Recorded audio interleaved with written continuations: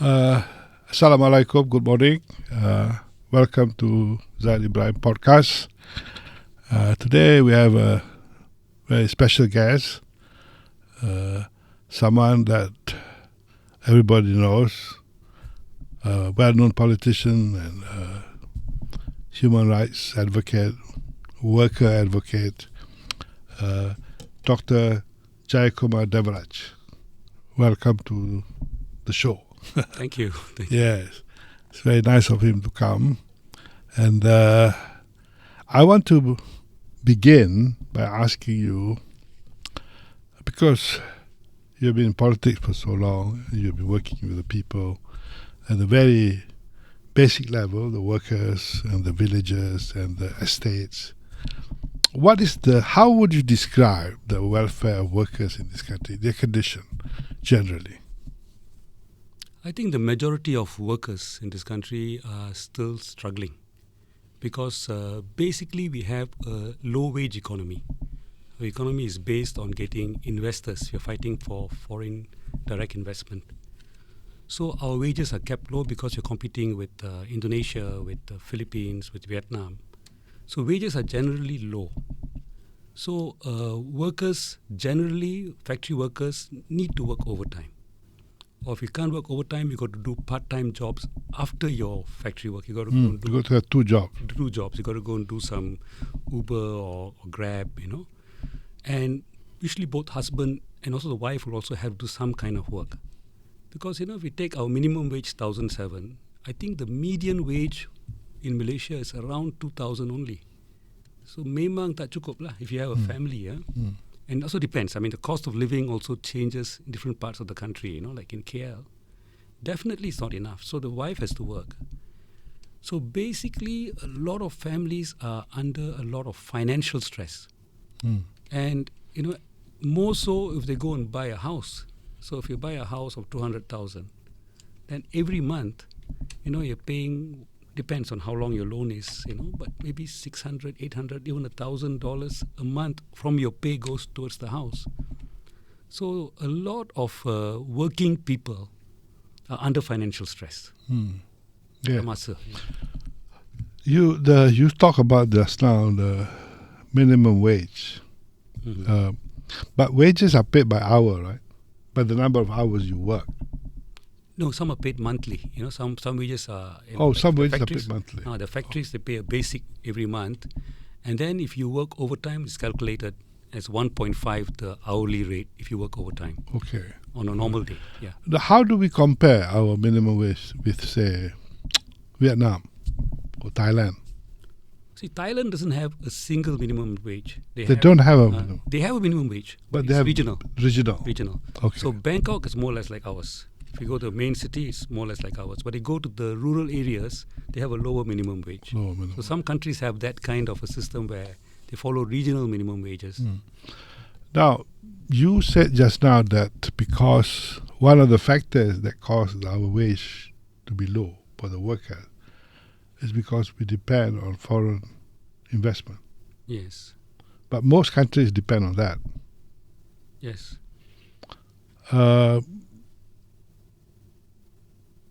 So what's the solution?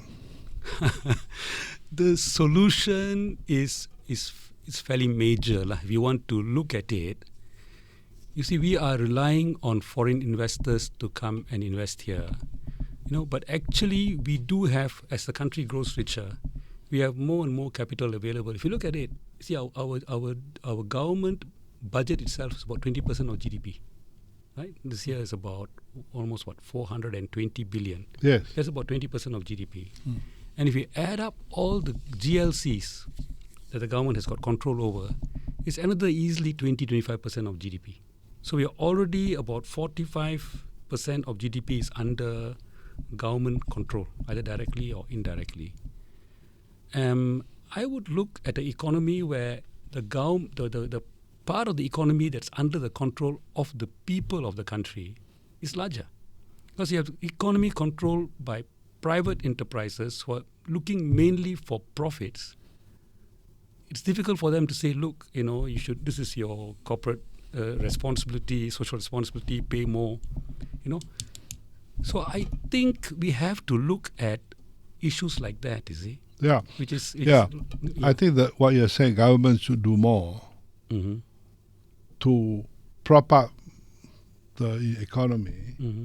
and to also pay more to get the wages more. Because I was looking at the chart just now before you came. Mm-hmm. I noticed that New Zealand is actually not a terribly wealthy country. I mean, it has a lot of sheep and milk. Mm-hmm. Agriculture country. Mm-hmm. I mean, they don't have major industries. Mm-hmm. And yet, their minimum wage is about, I would say, $16 US. Mm. Yes. And per hour, you're talking about. You know, there's a lot more than what we pay. Ours is about 7 ringgit per hour. Mm. You know, Mm. that means the government spend more on the people, more on the welfare of the people than on, I don't know. Mm. I don't know how to explain that. Iran has a higher minimum wage than us. Yes. I think what we got to see is there is something we call wage suppression. Wage Asia, suppression. Yeah. Asia and Africa. I mean, like what you just mentioned, the minimum wage in, say, New Zealand or Australia is about, take it Malaysian ringgit, is about 11,000 Yeah. Malaysian ringgit Yeah. per month, you know. Whereas our minimum wage is about 6 times lower, is it? Yeah. For the same work. For the same work. So it's not productivity, you know. So I think you got to look at the geopolitics, the political economy of it. See, what happened was in the wealthy countries, in the countries in Europe, the colonialists, they maintained power. They managed to stay in power over the last 100 years because they were able to make significant concessions to their working class. They had the strongest working class. You know, England, Germany, they had strong working class. And there was a strong push by the left, by the communists, by the leftists, to say, let's take over government. And the only way these guys could stay in power was to make significant concessions to the working classes of their countries, which included, you know, minimum wage, the 8-hour working day, you know, paid leave, sick leave, maternity leave, everything they gave. Yeah. And they also gave the right to vote. You know, say, look, now you can choose your own government. Why you want to go and become a communist? You can choose your own government. You know, so they, I mean, the if we talk about universal suffrage, it's only in the early 2 decades of this century or last century that the women got to vote even in England. You know, so this was a major concession of the ruling elite, both economically and also in terms of politics. And they could do it because at that time they controlled the third world, Asia, Africa. They were getting so much money imperial surplus from the outside. They could afford to give it. Yes. So you're talking about the higher wage in New Zealand. It's because of that historical fact. Okay. It was a deal with their union people, with their workers that say, look, don't be too radical, you know. Okay. You can make things within the system. We'll pay you. We'll give you, okay, what do you want? You want better? They gave it them because they could, because they're getting all the wealth from India and other parts of Asia and Malaysia and, you know, so they could do it. So what we are seeing, that wage differential is because of that historical fact. And now what happens is when the company comes, the global chain comes here, if they subcontract work to us, they say you do this computer chip and sell it to us at this rate, and the rates are about 1/10 the price of what the same work will fetch in England or Germany. And if our local businessman says no, that's too low, why don't you pay me a bit more like what you're paying in? He said, okay, you don't want, I'll go to Vietnam, I'll go to Thailand. So they play us off. The ASEAN countries are played off. So what we get for that chip is only about 1/8, 1/10, or what that chip will be, the chip producer will be paid in the US. So when I'm a businessman, I'm only be paid so low. How can I pay you a wage that's the same as a wage in the US? I got to pay you a low wage to make my margin. Yes. So that's why the wages are here. So the way we see it, the PSM, is that this is the whole global system that has kept us in the system of transferring our wealth. Last time it was just raw materials. Now it's our labor. Our labor is underpriced. Yeah. You know, and you can't blame entirely blame our local businessmen because they are also under pressure. Under pressure. If they talk too much and say, give me more for what I'm selling you, they would lose the order. The Yeah. order can go to Vietnam. But let's look at a country, for example, you know, a country that is more self-reliant. Mhm. Like, Can you give me an example of a country that doesn't depend on the West, but still able to keep economy going, wages high? I can only think of Iran, probably, mm, or mm, I don't know, Afghanistan. I don't know what's the situation, but mm. there are very few countries, even in Africa, mostly are controlled by the global world. And so Africa is in a big mess, isn't it? I mean, even food security they don't have. I mean, countries like Cuba, countries like Okay, Venezuela. Cuba. Let's talk about Cuba. Yeah. Yeah. They're quite okay. I mean, they survive. They are struggling because of the sanctions. I mean, even Yeah. for the US, having Cuba or Venezuela succeed is very bad because it will show that if you take over your resources, you can look after your people. I mean, Cuba is doing a great job, healthcare, education, housing, but the disposable income is very low. People don't have money and they cannot afford to import too many things from outside. So things like your phone connectivity and all that is a problem in Cuba. They don't have the level that we have in That we Malaysia. have. But they are managing to feed their people, and their health indices are even better than ours. They are actually producing doctors that go and help in Africa and other poor countries. I mean, Cuba is doing a good job, but it's tough for their people. But it's because of not the system, it's the sanctions. The sanctions. The US, Yeah. Venezuela has been. But in our case, we don't have sanction yet. We don't have, no. As long So as we should be able to reorientate our economy. That's what you're saying, to be more self. Yeah, if you step on their toes too much, they'll put sanctions on you. Yes, they will, They but would, not wouldn't yet. they? Yeah. Isn't it? But this is the problem that we have. I think one other issue, I think that depressed wages, I think, is the fact that we have migrant workers, don't you think? I mean, Yes. we have the documented ones, we have about 2.2 or 2.3 million. Yeah. But I think the undocumented workers, they're probably 3 times more. Yeah.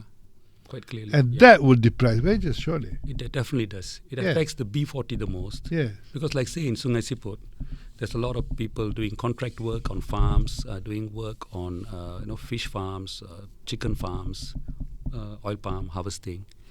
And our local population faces competition because of the foreign workers are prepared to work for contractors at below the minimum wage. They won't talk about overtime. So if I'm a local contractor, I prefer to take a foreign Yes. worker because I can make a larger margin, you see. So our local workers face that problem. So Yes. it's a real problem. It's a real problem, I can understand, because, although Singapore has a very high percentage of migrant workers as well, but they're probably more regulated, more documented, more controlled. I think they get better salary, better wages. Yeah.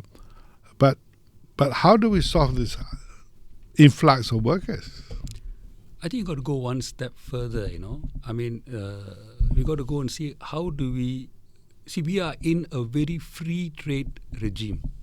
That's been sold to us by World Bank, IMF. They say the way to grow is to get FDI. The way to grow is to have free trade. The problem with free trade now is we lose our economic sovereignty. See, like for example, let's say you are a local businessman, you've got a big factory, and I'm as government telling you, look, raise your wages, and you're producing shoes or textiles. You lose your market. If you raise your cost, you may not be able to compete with the cost of imports from Thailand or Vietnam, same product. And because I'm part of the ASEAN free trade, I've already contractually agreed that I will not raise all my tariffs. Almost 98% of my tariffs are zero, and I can't raise them. Yes. So I lose the thing. I say, look, tell my ASEAN neighbors, sorry, look, I want to raise my wages, but if I just raise, my fellows are going to go bankrupt. I'm going to put a tariff on you guys. If you raise your wages, I'll lower your tariff. But you keep low wages, I'm not going to undercut me. So I'm going to raise tariffs against countries that use low wages and undermine my market, so that my businessmen who follow my instruction for good minimum wage are not going to get... But if you do that, they will do the same. Raise your wages and then we... No, they will also put tariff. I think we need to look at, you got to negotiate this lah, because this is also good. See, basically, the kind of growth that we are following is that we are trying to export to the US market, America, to the China. EU market. You know, we are trying to produce, but we got to see that those markets are ailing, because what has happened is industry has shifted out from Europe and America to China and Korea and Vietnam. So those are not going to be growth markets anymore. They're struggling. And now with Trump coming in and putting up tariffs and all that, those markets are not going to be that easily accessible. We have 600 million people in ASEAN. We should talk about developing the ASEAN market. If our minimum wage goes up, if Vietnam pays more, if Thailand pays more, then it's all right. Then we should, I mean, this is not something that can be done overnight, Yeah, but of this course. is something that we must have an aspiration Yeah. that over the next 5, 10, 15 years, You have to have a plan for self-growth. self-growth, increase the domestic market. And the domestic market also is government expenditure. So the government revenue goes up from its current 15% more towards the 30% of revenue we had in the 80s.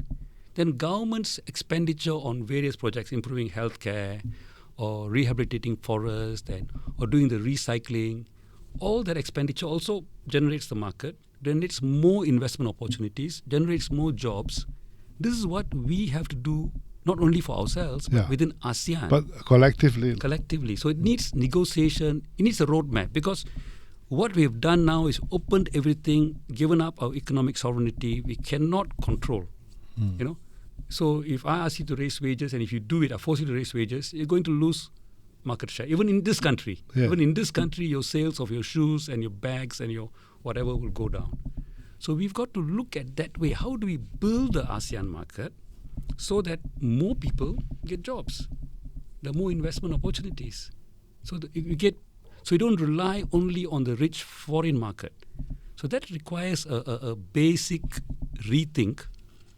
And it can't be done overnight. It's got to be planned. Of course. You've got to have that aspiration. And I think there has to be more or less focus on the West, I think. Yes. On the big economy. Make yourself more Self-reliant. I think that is basically... Right. And I think also the way we deal with other big economies. But that will be quite... what's the word? That's a slow process, right? It'll take time, but see. But can the politics take time, or rather, can the politician take a long-term view about all this change? We have to do both. I think we got to do things. I mean, the government in power has got to do things immediately that will help people, so they can stay on in power. At the same time, they also got to look at the long term and see what we need to do. You see, I think one of the biggest problems that the whole world is facing, not only here but even China in the West, is jobs. Yeah. Because, with increase in technology, now 5 people can produce what 20 people produced Those days. 20 years ago. Yes. And it's just going to get more. But this is a good thing. This is a good thing if that increases in the productivity is shared with everyone. But it's not happening. You see, what's happened is the increase in productivity goes mainly to the owners of capital, So then they have too much capital. The people at the bottom don't have enough buying power. Then that capital cannot be used to produce goods and services for the people at the bottom because they don't have enough buying power. That's why they say that the 1% in America controls 90% of the wealth or something like that. Yeah, it's ridiculous. So because of this new... Yeah. So I think this is something that, we've got to see that the role of what is the role of an economy? Economy must produce the goods and the services for the people. That's one thing. Secondly, the economy must make sure that the majority of the people have the means to buy these goods and services in the market. Sure. And so the government only has got to look after those small number who are, infirm, unable to work.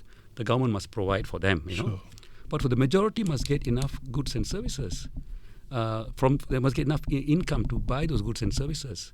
So we got to look at that. So how do you order our economy? First of all, how do we increase jobs in Malaysia? See, now I think more than half our graduates don't have jobs that are commensurate to their training. Yes. They're doing Grab, they're doing, What they call what? Underemployment. Underemployed. They're underemployed. And they're underpaid. Underpaid. And these Grab workers, these gig drivers, they work for 10, 12 hours a day to make ends meet because there's so many of them in the market. They got to work very hard, which is actually ridiculous. Because we are a rich country, Our GDP has grown about 24-fold in the last 50 years, in real terms, Yet we have so many of our young people struggling, you see. So I think we got to think, you see, if the government had more income, we could really go into a big way to push renewable energy, rooftop, solar panels. Yeah. And it's, we can talk about recycling, of various sorts. But all these things are not profitable. So the government is going to put money into it. So it means the government is going to be able to tax the rich people more, tax the corporations more. But right now we can't do it because if we tax, see, our tax rate is now 24% of corporate profits. Corporate. Used to be 40% of profits in the 80s. Now it's 24%. But we are fighting with Thailand, which is 19%, and Singapore is about 17%. So we are in a race to the bottom. This is one of the things we've got to talk to our ASEAN neighbors and say, look, you also need government revenue. We also give for all these things, for social protection, for welfare work, for environmental, rehabilitation, for switching into renewable energy, for the circular economy. All this needs money from the government because it's not something that the private sector is going to put money for. It's not going to earn you money. But we all need that. All these countries need that. But we are, collectively cutting our own throats by competing for FDI, by bringing it down. So can we put something into the ASEAN Free Trade Agreement? We already got one. To say that we will, over the next 10 years, increase corporate taxes to 30%. All of us will do it. Make it an agreement. Because if I do it and Indonesia doesn't do it, or Thailand doesn't do it, that is difficult. Yeah, we lose investment. Because our own market is quite small. Yes. Okay, so we need to reorientate the whole economic structure. I'm afraid so. I mean, it's from the socialist point of view. Of course. But it makes sense. It makes sense. I think we have been subject to what the World Bank is selling us, what the IMF doing. Yes. We have been for too long. Taking that model, and it's not really helping us. No. Okay, I'd like to ask you a bit about union, because normally in all those countries where workers are well taken care of, generally speaking, they have got trade union backing them. Mostly. Yes. I mean, even Korea has got very strong union, at least in some sectors, But here, whenever we talk about union, we only hear of MTUC or something like that, or the government, public sector. Sometimes we hear of the banking employees union, a bit more vocal. What is the state of the union in this country? I think it's quite sad. Sad, yeah. You see, just after World War II, we had a very strong union movement coming out of the war. That's what I thought, yeah. It's because they were called the general labor unions, and they could actually get people from different sectors to be in the same union. So if the, let's say in an area, in a region, a particular mine, they have a problem and they go on strike, the neighboring estates and the railways will also go on strike together in solidarity. Yes. Then the government passed laws to say, no, you must only have unions within sectors. So they broke them up into sectoral unions. Then those who didn't follow them, they deregistered them. So all the radical fellows who really fought were taken off. In fact, almost like 80% of the unions that existed before 1948 were gone. were made illegal, and their leaders were arrested. So the government brought in different set of unions. And that since then, they made things even more difficult, like the strike weapon. That's what unionist workers use. Now you got to go through a process. You must take a ballot. You must have a majority of the workers agreeing. Then you must inform the registrar of the unions. They might try and some conciliation, and all that. So if you don't follow that, then your union can be deregistered or can be suspended. So now unions are not that effective because they've been muzzled. Their teeth have all been pulled out. So our unionization now in Malaysia is about something like 5-6% Of the of the total working population. it's very small. Very small. We have QPACs on the government side, and MTUC, Malaysian Trade Union Congress. I mean, you have things like National Union of Plantation Workers. You have the NUBE, the bank workers. There are unions. But see, what has happened is all the unions that were prepared to fight and stand up, they've been weirded out. You know. Is there a way of reversing the trend? Oh, you can make it. I mean, is there an awareness amongst the workers to fight back? I think the workers also are cowed in this country, you know. I mean, see, now actually, you know, people who have got a job in the formal sector, even the B40, who have got a job in a factory, are better off than the fella who can't get a job in the factory and is forced to go to the informal sector and sell, have a goreng pisang stall or sell some chicken on the roadside. Yeah. They can't make as much as this guy makes because this guy has got a definite income every month. That guy is plus minus if it rains and all that. So these people, see, how do you look at workers, you know? I think even the small businesses, I'll consider them working class. You know, let's take the economy. Who owns means of production? Who owns land? If you have land more than 3 acres, I say, okay, you own land, you can sustain yourself on 3 acres. Or if you're owner of a factory, or you're owner of, or you have apart from your house, you have assets that you can invest in producing things. More than say 100,000 you have as assets, money. Those people I'd say as people who can stand on their own.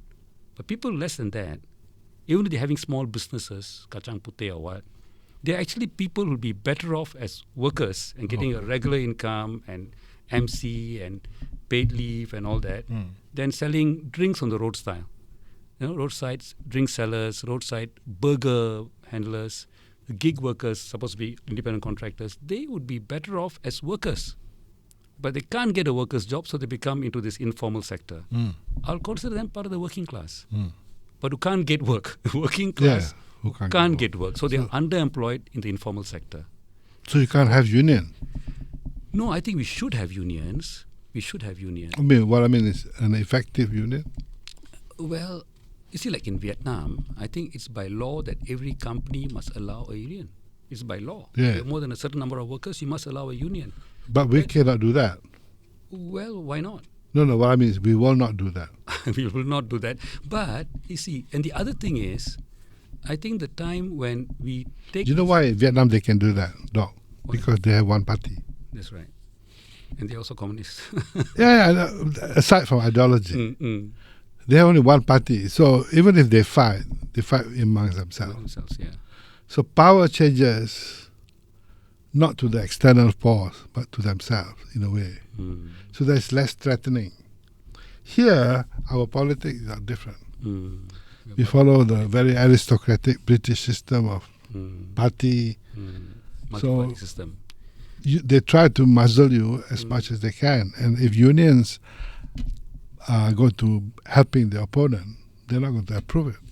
No, but the thing is, you know, if you look at it, you know, I think this whole thing that workers must be antagonistic to capital, you know, of course there's a tension there. But I would think if we have unions being made, you know, like it's legal, everyone must have unions. At the same time, you must consult unions in the management. And then you have a better minimum wage. If the workers understand that the country is fighting against imperial interests who are bullying us, who are paying us less, and the government is sincerely committed to try to reverse that system, trying to work with other countries, improve the minimum wage, improve the Asian market, the workers' movement then should become partners with the government in that effort to correct this historical imbalance. So our politics would be not every capitalist is our enemy. Our capitalist can be our friend, he can be our ally because he's got capital, he's got technology know-how, he's going to help maybe develop the pharmacological sector. But of course he must pay minimum wages. So there is a tension. But I think we need, even the left, even socialists, have got to look at people who are controlling means of production in this country. And if you're prepared to work with us, to make us more self-reliant in food production, in energy production, in drugs production. You're prepared to work to build the Asian market, ASEAN market, and you're prepared to follow the minimum regulations regarding workers' rights and all that. Why should you be my enemy? Yeah. You're my ally. Sure. Because our enemy is imperial capital. Yeah. The global chains that are Global traders. for the last 300 years, they've been taking wealth from this country. You want to fight against them, and you're prepared to work with me. You won't pollute the environment. You won't bully your workers. You're prepared to give the workers a say on your board. Why not? We can be allies. Is there a kind of a socialist trend in ASEAN countries? I don't see it. Sadly, no. Yeah, that's my Sadly, point. no. So- That's why you get no. But the thing is, the left in ASEAN were all largely Maoist left, and a lot of them believed in the power comes from the barrel of a gun, Mao's thing, and countryside fighting, and all of them basically lost, except for maybe Philippines. They haven't lost yet, but they're confined. So I think I think there's no way in ASEAN to take over power through a Maoist kind of. There's no way. Not even Burma. There won't be Maoism, it'll be like, it's basically all the different ethnic groups all are fed up with the central government. Even the main Mon people also are not happy with the government. There'll be a people's movement. It's not really a communist Maoist movement, you see. So I think we cannot, that's the past. It's not going to work. No, it's not going to work. Yeah. But now we like say in Malaysia, we need to see in this multi-party political system how the values, these ideas that we are putting forward, that we cannot follow the trajectory of development that the World Bank and IMF have given us for the last 40, 50 years, because that actually reinforces the hold of the richest countries, the hold of the richest corporations over us. And our wages are still 1/6. We have wage suppression, we have suppression of our commodity prices, so we're going the wrong track. But a lot of our policymakers were all trained there. That's the problem. They're brainwashed. So I think there is a need. They all come from America, Wharton Business School. They come from LSE, Harvard. Harvard. So how are we going to change? Well, I think we need to do it. And there's a need for more discussion like this. And people got to understand. And also the left has got to put its arguments which are more relevant to these times. What do we mean by revolution? Do you really mean a violent revolution? People don't want a violent revolution. But a revolution in terms of we put food security above free trade. That's a revolution in thinking. A revolution where you put, social service to your solidarity ahead of competition. These are also revolutions in thought, right? Yeah. A revolution where we say materialism and being flashy and having a big car and all that isn't the most important thing, So these are revolutions in thought. Maybe so. I think even the left has got to think. When you talk of probably our education has to change. Well, that'll be later. I think education. I think in this country, education is so sensitive that everyone. You do anything in the education system, everyone is afraid. Everyone they'll jump. Yeah. That can only change education when you have a strong consensus among people, and people don't feel threatened. Otherwise, everyone will think there's udang sabalik batu. You got to bring this in for some, nefarious reason. So education is a difficult topic actually. Okay, now I'm going to come to the last part of our discussion. Sure. That has to be about your party. Okay. The reason I want to raise this is this. You see, you yourself know when you became the giant killer, you beat Sami Velu. That was historic. But you did so because you were working with PKR, if I remember. You stood with the label.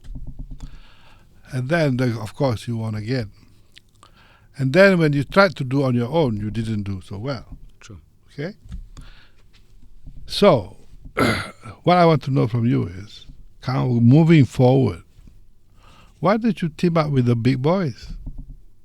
By teaming up means you don't have to join them, but a kind of a alliance where you see some of the big parties in this country, whether it's PAS or Bersatu or even UMNO, or even PKR. I mean, in terms of policy creativity, actually it's very little. In terms of putting good ideas forward, actually very little. There's a lot of angry voices, but they don't really work very hard at the ground level. So why don't you bring that to the table, give them what they don't have, at the same time, you leverage on their so-called popularity. For example, I'm just saying, I was reading this statement by this past leader who's a para-opposition leader, this Razman. Razman, yes. He talks about taking over Para. He said, we won so many seats, we only short by 4, so we are confident. But when he was talking about how he wants the Malay dominance to reassert itself, Malay government, he didn't talk anything about policy that really helps the people. He doesn't. He talked about the worry about the Chinese buying second home. He worried about the Chinese not be able to pronounce Bahasa very well. He worried about the people studying in Taiwan, But the welfare of the workers, the welfare of the Malays who got no job, the welfare of the estate, the welfare of the women, they don't talk.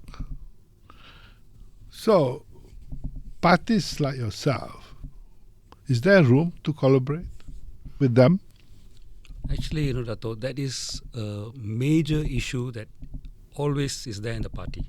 Because it's very Your clear. Party or their party? In my party. In my party, there are people who will argue what you just said, that we should try and become a junior partner of this coalition, that coalition. So at least then you have a chance of at least not losing our deposit, at least getting some votes. Yeah. And so that is. At the same time, there are also voices saying, when we, a small group, going to another party, let's say we become part of the Pakatan Harapan group, and then they don't do what they promised. They do things that, we think they shouldn't do. Then we get guilt by association. Because they talk of certain things, and because we're part of them, then we can't criticize them, So we will then, in that way, become indistinguishable from them, and people will say, look, you fellas are just like them, you're just, So some are saying we should then try to work with other parties. Yes, we need a coalition. Work with other groups and form a new coalition, and only include people into this coalition who agree on certain basics, that we will not play religion, we will not play race. This divides people. That we will talk about the importance of sharing the wealth. The GDP growth alone is not enough, that you must share the wealth created. So a few basic of things like free trade is not always right. Some things are more important than free trade, like food sovereignty. So we got to have a certain, not strongly socialist ideas, but some basic ideas, and build a coalition based on those principles. That you don't play race, you don't play religion, you talk about. But they always play race. Then you can't work with them, because that's the main problem in Malaysia, isn't it? So yeah, so this is the argument in but don't. Yeah. I'm just being a devil's advocate for you, Right. But don't you think that because you are in politics, you have to get at least, if not in total power, but you must have some taste of power, so that you can influence policy. If you are not able to influence policy, okay, you may not be able to influence all items on the table, but at least some. At least that's better than being 100% pure and dedicated to your belief, but not being able to influence anything. You got a point. This is the argument that is very strongly argued. Because I see there's a lot of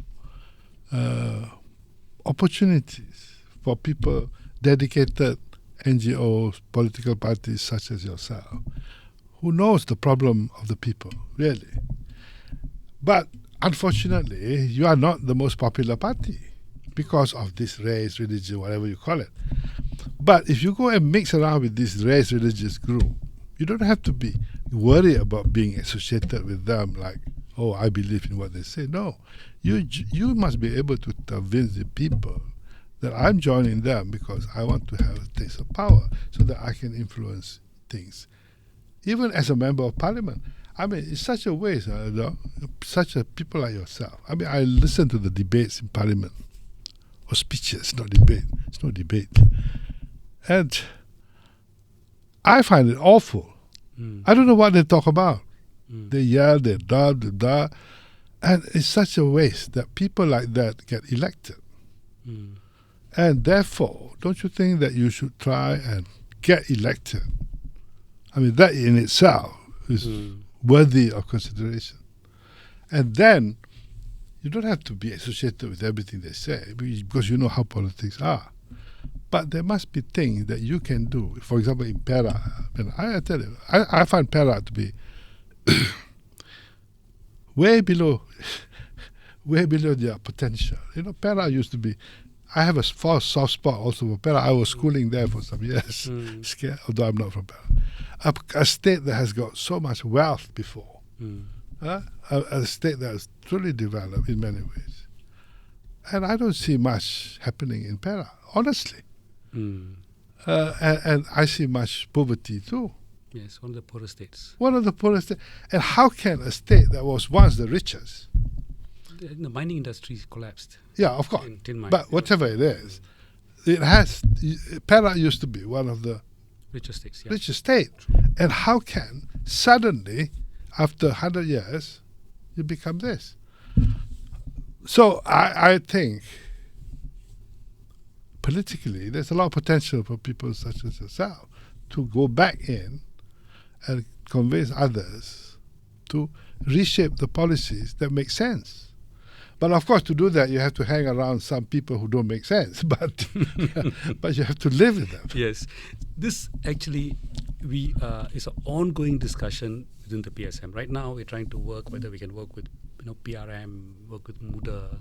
There's also a small Green Party, also the small other individual small groups, NGOs, to see whether we can put together some kind of coalition. And I guess if this coalition is strong enough, then nearer the elections, we may be offered seats by the one of the okay, whatever. That may happen. I mean, you may know the strategy better than me because I'm not in politics. But along that line, I think that line. There's some people in PSM who are pushing that line. There's some people in PSM who take a more purist position, saying that we can't allow ourselves to, do this. So it is a dynamic within the PSM where people, and ultimately what we normally do every elections is we call everyone who's interested and have a one-day session and thrash it out and say, for this election, what should we do? And you should talk to PAS. That's a challenge. You know why I say that? There are good people in PAS, Yes. There are good people in PAS. Firstly, I think, because it's a Malay party that is very strong. And they're quite grassroots based. Grassroots based. Of course, they have some leaders who are quite loony, I call them. But you cannot have all of everything. So instead of focusing on small, minute party, why don't you focus on PAS? Sit down with them and articulate what you can do for them. Because, you see, all these parties like PAS, I'm from Kelantan, I know a bit about PAS. They are grassroots, but a lot of social, economic issues, they don't really focus that much. They don't give priority to this sort of thing. And even if you say, life is hard, they say, well, that's what God wishes it to be. There's always an answer. So I think there's a scope for PSM and for other parties to work with these Malay parties just to get their numbers. And once you are able to be inside, then perhaps be able to convince them that there are other issues worthy of their struggle.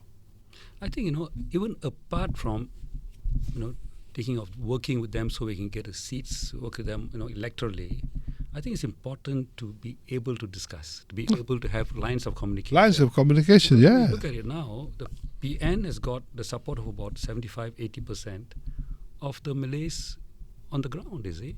So you cannot say... What, you're talking about PN? Yeah, Perikatan Nasional. You're talking about PAS and Bersatu. They have about 75%. I think so. I think so. I think I agree with you. Yeah. So I think how can you say I'm not going to talk to all of them? And from my 10 years as MP in Sungai Siput, have a lot of experience working with the past grassroots. Quite decent guys, hardworking guys, quite simple. So I've got a lot of past friends still, So I think I hope you we you cannot start talking to them more we are still actively. Yeah. But whether they'll lead to an electoral coalition, that comes later. But I think it's important to maintain the lines of communication, and to talk about these common things. And I think that's important. Okay. On that note, gentlemen, we end our conversation with Dr. Jeyakumar, and maybe in the next 2-3 months we'll call him again to come down and talk a bit more about the success of his ventures in changing the economic landscape of the country. Thank you, Doc. Thank you very much. Thank you for inviting me. Thank you. All right.